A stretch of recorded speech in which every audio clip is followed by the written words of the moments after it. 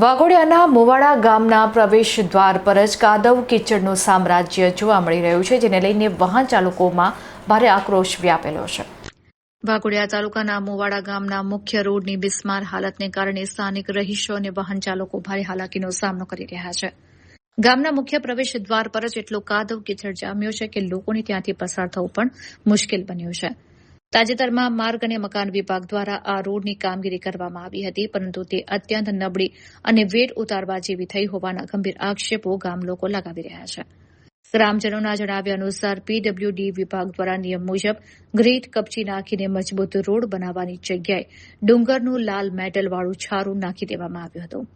આ લાલ છારા પર પાણી ફરતા આખો રસ્તો ચીકણો થઈ ગયો છે અને કાદવનું સામ્રાજ્ય સ્થપાયું છે. આ કાદવ કીચડને કારણે છેલ્લા કેટલાક દિવસોમાં અનેક બાઇક ચાલકો સ્લીપ થઈને પડી જતા નાની મોટી ઇજાઓ પહોંચી છે, જેને પગલે લોકોમાં વહીવટીતંત્ર સામે તીવ્ર આક્રોશ જોવા મળી રહ્યો છે.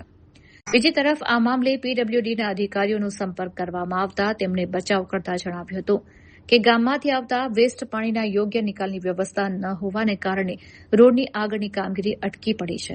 જો કે ગામ લોકોની એક જ માંગ છે કે તંત્ર દ્વારા બહાનાબાજી બંધ કરવામાં આવે અને વહેલી તકે આ માર્ગનું યોગ્ય અને ગુણવત્તાયુક્ત રિપેરિંગ કામ પૂર્ણ કરી કાદવની સમસ્યામાંથી મુક્તિ અપાવવામાં આવે.